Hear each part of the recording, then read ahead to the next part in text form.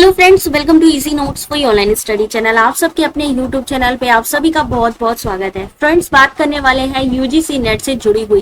Friends, जैसे कि आप जानते हैं कि यूजीसी नेट की प्रोविजनल आंसर की जारी हो चुकी है। बहुत सारे लोगों ने डाउनलोड भी किया है यूजीसी नेट की प्रोविजनल आंसर की को एप्लीकेशन नंबर और पासवर्ड डाल करके।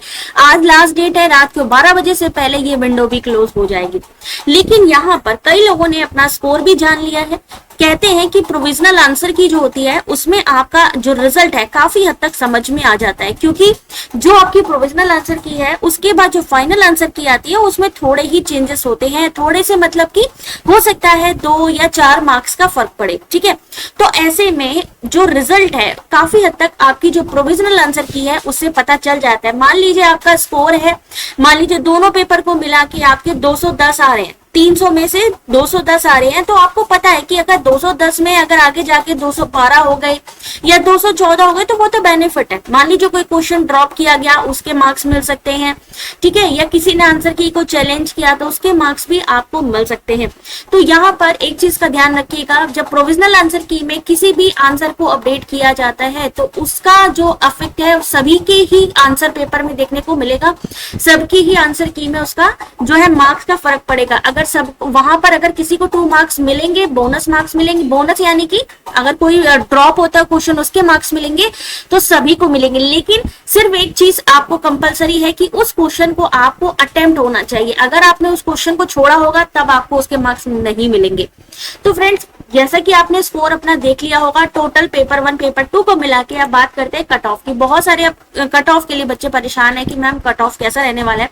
तो फ्रेंड्स, यहाँ पर आप देख सकते हैं दिसंबर 2025 का यहाँ पर मैंने आपको कट ऑफ दिखा रही हूँ, जो कि जनवरी 2026 में एग्जाम हुआ था। ये हमारा लास्ट एग्जाम था। उसके बाद एग्जाम हुआ आपका जून वाला। ठीक है, अब ऐसे में कुछ ऐसे सब्जेक्ट है जिनका जल्दी ही रिजल्ट आ जाएगा और यहाँ पर कुछ चेंजेस भी देखने को मिल सकते हैं। कट ऑफ की अगर हम बात करें तो इकोनॉमिक सब्जेक्ट में अगर आप जेआरएफ लेना चाहते हैं तो आपके 232 दोनों पेपर को, यहाँ पर दोनों पेपर को मिला के यानी 300 में से मार्क्स होंगे। अगर 232 के आसपास आ रहे हैं या आपके मान लीजिए इस बार की जो कट ऑफ है मान लीजिए 230 जा सकती है, या हो सकता है 1 या 2 नंबर अगर बढ़ भी गए तो 233, लेकिन बढ़ने की कम इस बार चांसेस है क्योंकि हर बार बढ़ के आए हैं। इस बार कट ऑफ कम रह सकती है, 230 के आसपास रह सकता है जो इकोनॉमिक्स है जनरल कैटेगरी के लिए। वहीं अगर असिस्टेंट प्रोफेसर की बात करें तो 200 में पिछली बार हुआ था।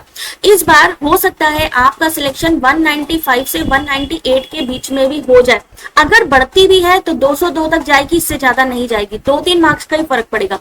अगर पीएचडी में आपके 170 के आसपास आ रहे हैं मार्क्स, दोनों पेपर को मिला के 170 आ रहे हैं, या मान लीजिए 168 आ रहे हैं, या आपके 172 के, मतलब आप ये मान के चलिए 2 कम और 2 ज्यादा, 168 से 172 के बीच में अगर आपका स्कोर बन रहा है तो पीएचडी।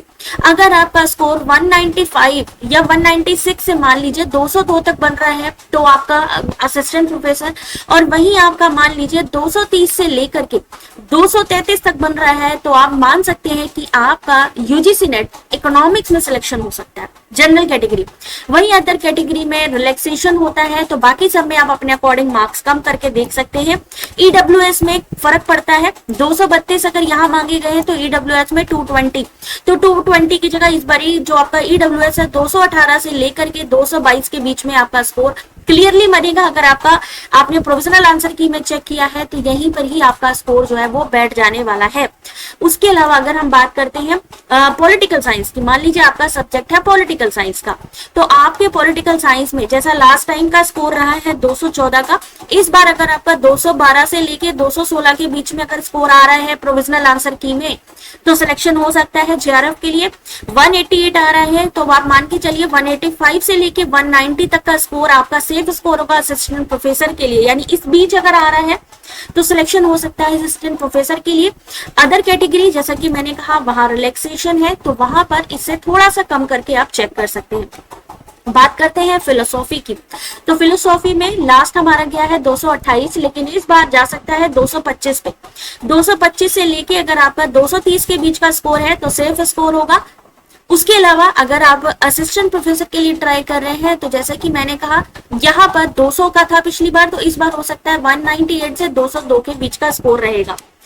आगे की बात करें, आगे और कुछ सब्जेक्ट भी हैं जिसको आप लोग अपने प्रीवियस ईयर से आराम से मैच करा के देख सकते हो, थोड़ा फर्क पड़ेगा, ज्यादा नहीं। अगर इसी के आसपास आपका स्कोर आ रहा है तो आपका सिलेक्शन हो सकता है। साइकोलॉजी की बात करें तो 234 पे सिलेक्शन हुआ है जेआरएफ का। इस बार जेआरएफ की अगर हम बात करें तो 230 से लेके 235 के बीच का स्कोर बन सकता है। अगर असिस्टेंट प्रोफेसर के लिए ट्राई कर रहे हैं तो 198 से लेके 208 तक का स्कोर इसका भी बन सकता है।